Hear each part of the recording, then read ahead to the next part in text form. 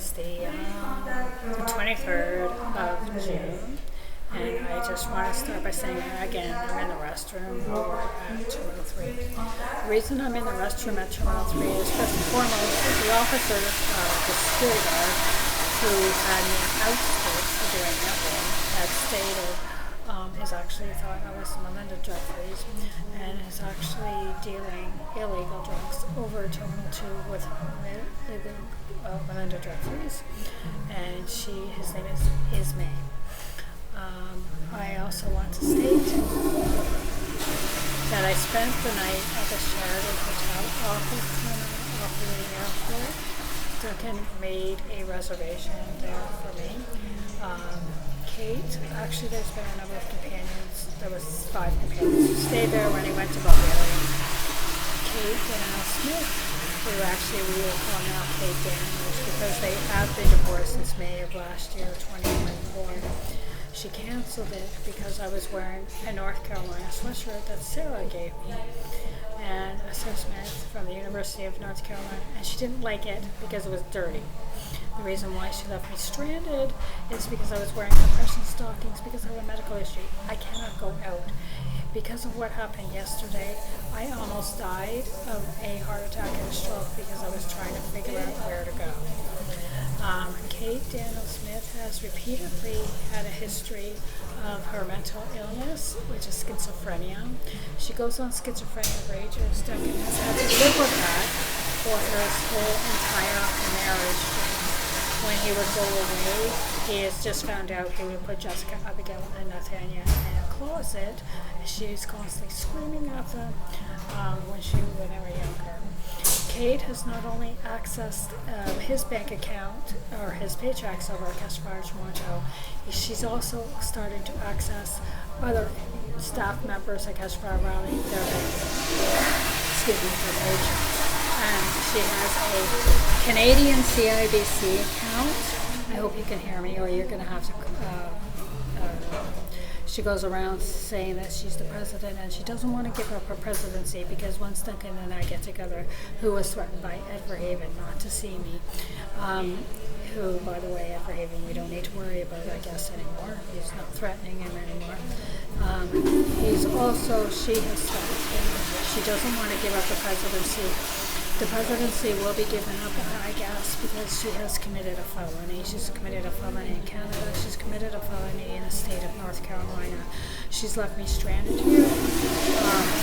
She has told Samuel Long to go to another hotel and tell him that I was there. I've had 4 psychiatric assessments. I am not a mental patient. There is no proof. My passport is just passed over at the Sheraton, which she took my passport and she put it through.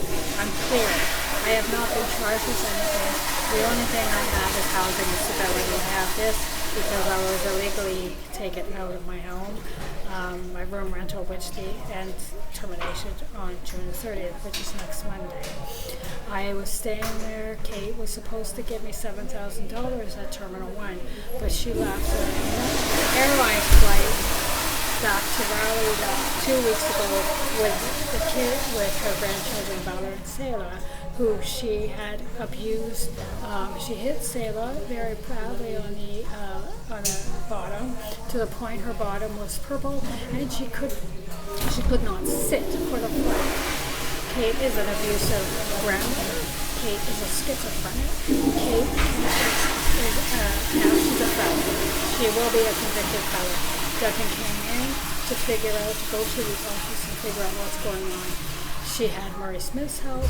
She had Melanie Regardo's help. She also may have had Sandra's, but I do not know. I do not charge with anything. She said she could charge me. She's the president of the church. Her word is gold, apparently. I would like to state out there that I will be accessing daily bread for food. At this point, Kate is supposed to have sent $7,000, or the police over in Durham are charging her with public mischief for leaving me abandoned in an airport for 2 weeks. So that's the way it is. That's the way it is now. Duncan asked me to speak about this. Duncan has given me full authority to speak about her. He gives me the information and I speak about it. So that's the truth about that. I will not be hanging around Terminal 3 due to the fact I do not want to be arrested or charged. Oh, also, Erin Nibber, who is Sarah Smith's companion, who she's legal. She can do it. She can have a companion. She chooses to have it. Is charging Murray with rape of Sarah Smith and forcible confinement because when Sarah came into the office to talk to Natalie Dinich to see where the girls were, Laura, Jasmine, and Summer, Murray forcibly confined her, threatened her, and raped her. Ash looked the other way because Ash was high up. So there you have it. Okay, that's it. That's the update. Have a wonderful day and stay cool.